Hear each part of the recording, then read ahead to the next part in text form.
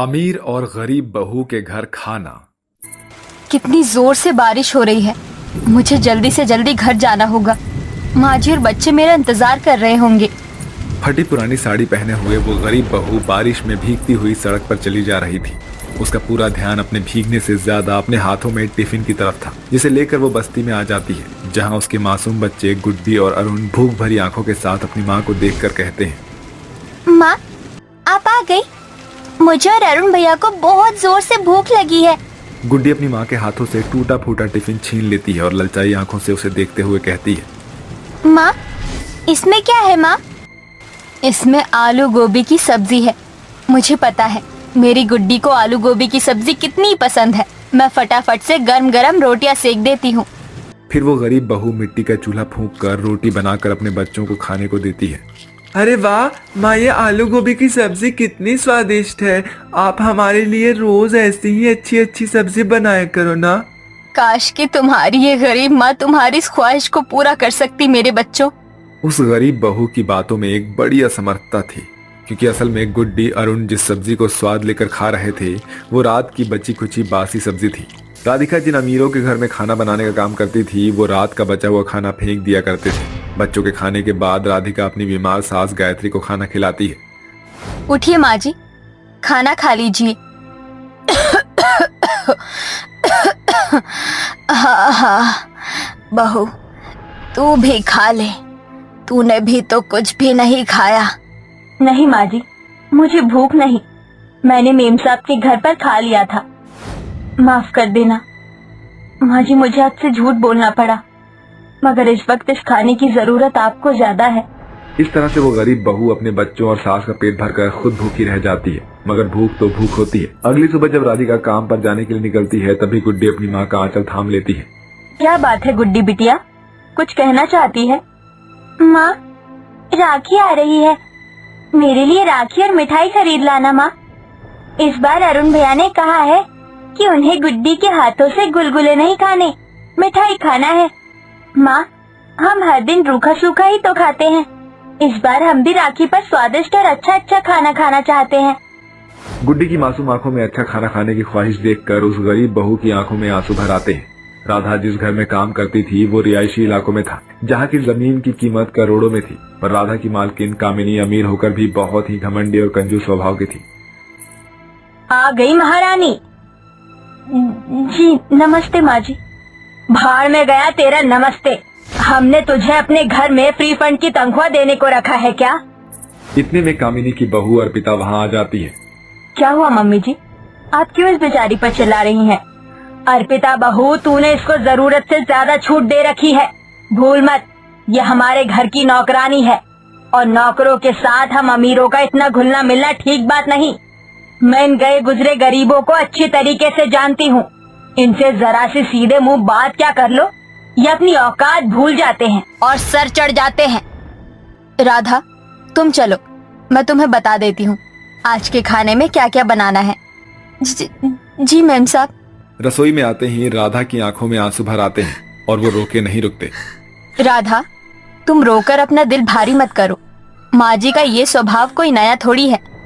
उनकी तरफ से मैं तुमसे माफी मांगती हूँ। ये आप क्या कर रही हैं मैडम जी? भगवान के लिए आप मेरे आगे हाथ मत जोड़िए। मुझ गरीब बहू पर आपके बहुत से एहसान हैं।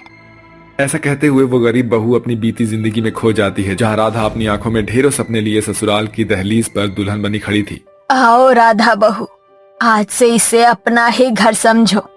आज से तुम मेरे इस घर की लक्ष्मी हो।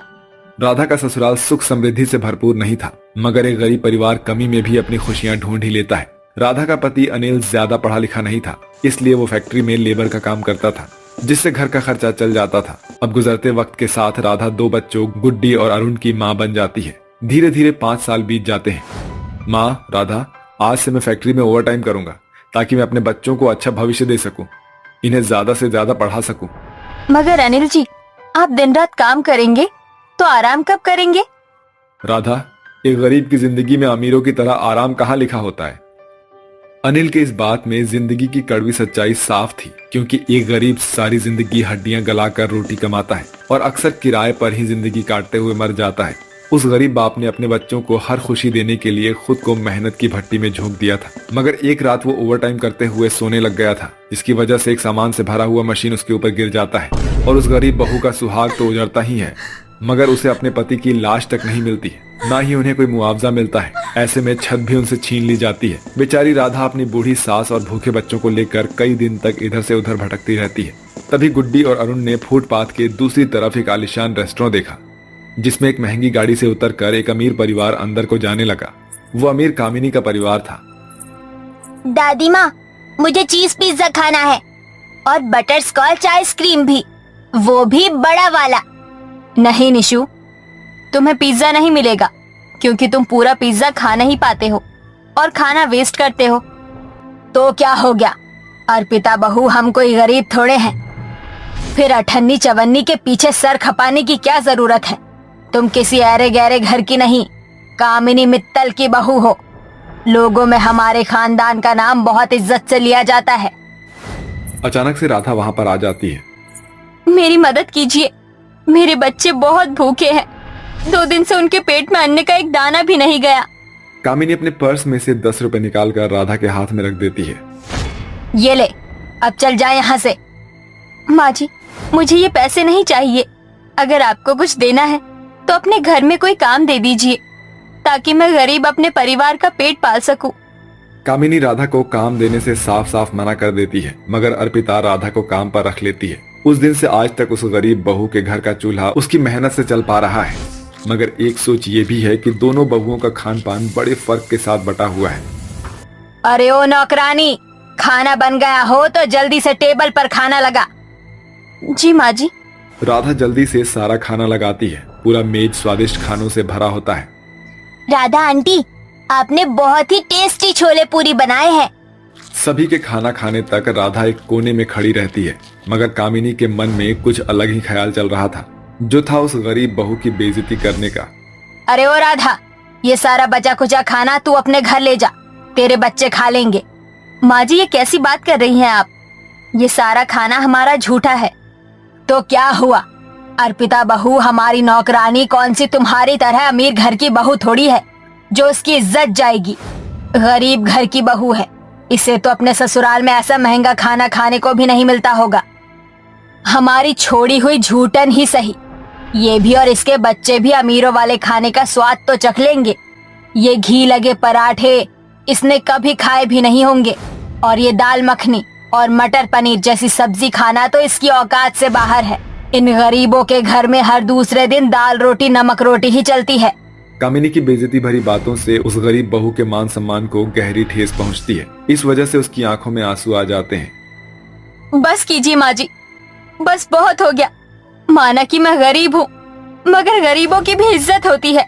हाँ, मेरे पास इतने पैसे नहीं है कि मैं आपकी तरह अच्छा खाना खाऊं, मगर ये भी याद रखिए, एक गरीब इंसान खुददार भी होता है जो अपनी मेहनत की कमाई खाता है, किसी के आगे भीख मांगने को हाथ नहीं फैलाता। नमक रोटी खाना मेरी मजबूरी नहीं, मेरी खुददारी है। मुझे नहीं पता था कि इतने बड़े घर की होकर भी आप इतनी छोटी दिलवाली होंगी जो छोड़े गए झूठन पर भी एहसान जताएगी। अभी वक्त है माँ जी, राधा को रोक लीजिए। रुक जा राधा बेटी, माफ कर दे मुझे, पैसे के घमंड में अंधी हो गई थी मैं, इसलिए गरीब का दुख दर्द दिखाई नहीं दे रहा था। तूने तो मेरे परिवार को अपना माना और मैं तेरे पेट पर लात मारने जा रही थी। पछतावे से भरी कामिनी खुद अपने हाथों से राधा के बच्चों के लिए ढेरों खाना बना कर देती है, और उस दिन उस गरीब बहू के घर में जैसे सालों बाद खुशियां लौटी थी।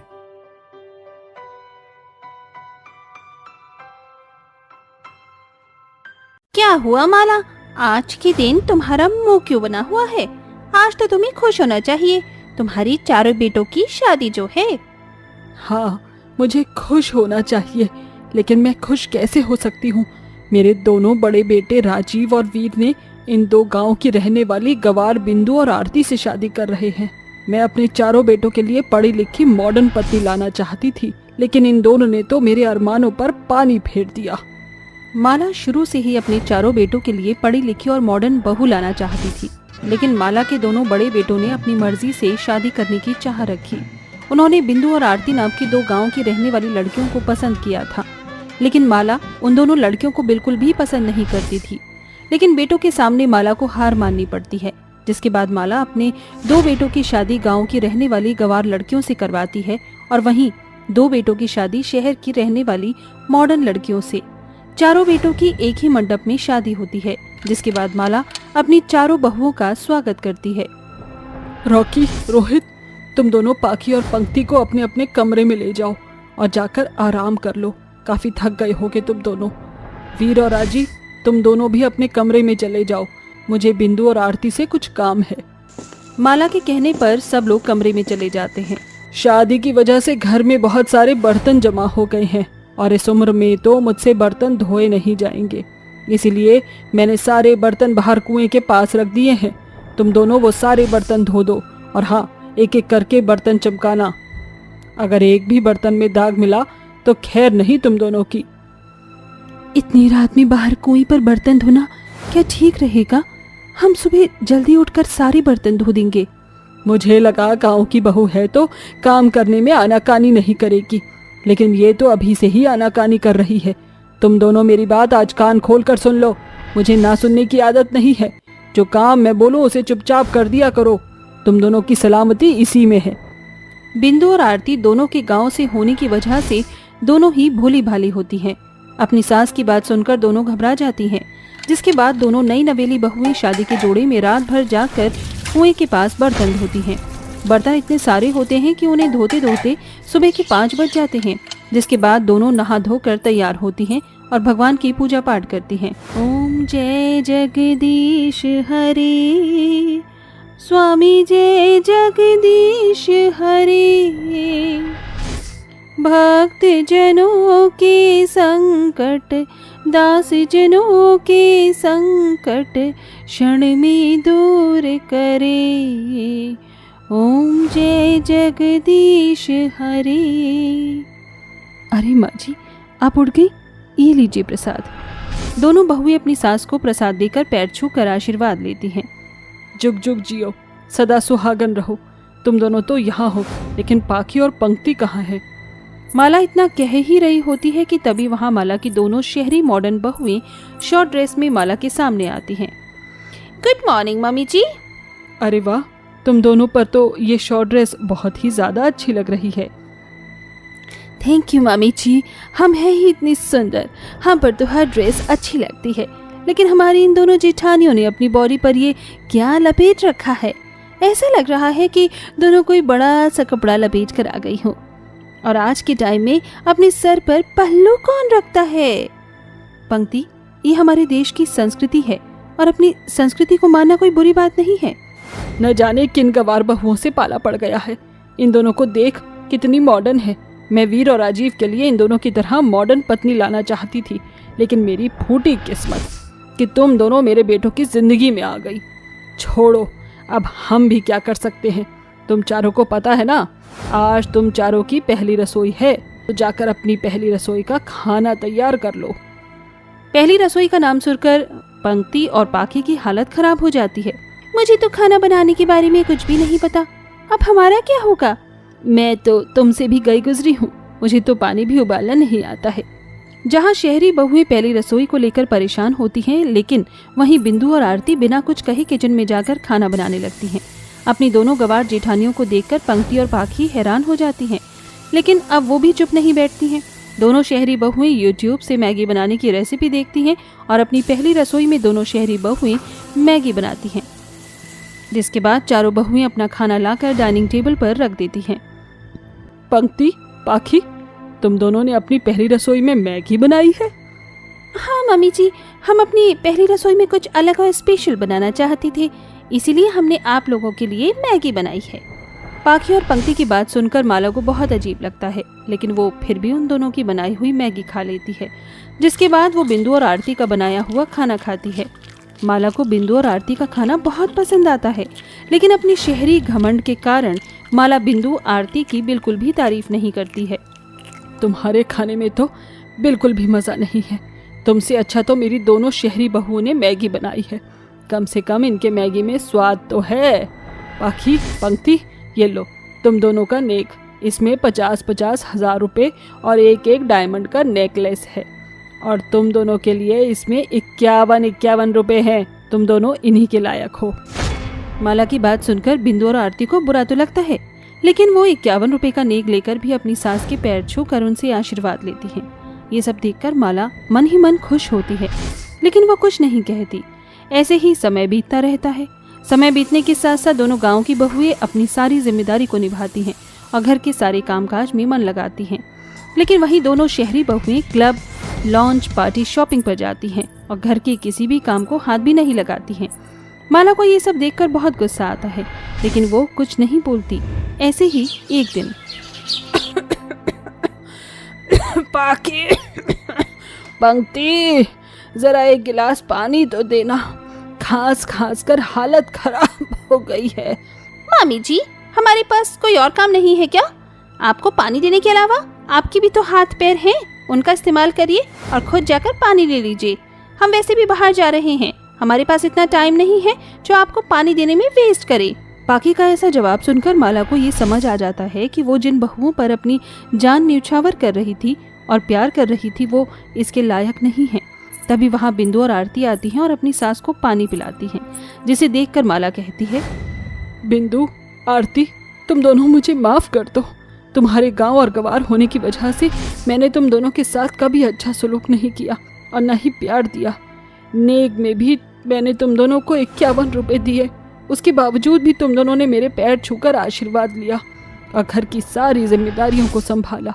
लेकिन इन दोनों ने पैर छूना तो बहुत दूर, मुझे एक गिलास पानी भी नहीं दिया। आप हमसे बड़ी हैं, एक माफी मत मांगिए। आप तो हमारी माँ समान हैं और एक माँ अपनी बेटियों से माफी मांगते हुए बिल्कुल भी अच्छी नहीं लगती है। क्या सोच है तुम्हारी? अपनी सास को तुमने माँ का दर्जा दिया है और एक ये दोनों हैं। मैंने तुम दोनों की अपने बेटों से शादी करवाकर गलती कर दी है, लेकिन अब मैं अपनी गलती को और नहीं बढ़ाऊंगी।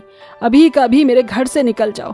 माँ जी, हमें माफ कर दीजिए, हमें घर से मत निकालिए। अगर आप हमें घर से निकालेंगे तो हम कहाँ जाएंगे? प्लीज हमें घर से मत निकालिए, हमें माफ कर दीजिए। पाकी और पंक्ति को अपनी गलती का एहसास होता देख माला उन्हें माफ कर देती है, जिसके बाद माला अब अपने चारों बहुओं को एक जैसा प्यार करती है और चारों में किसी भी तरह का कोई भेदभाव नहीं करती और अपनी दोनों गांव की बहुओं को बहुत अच्छा नेक देती है।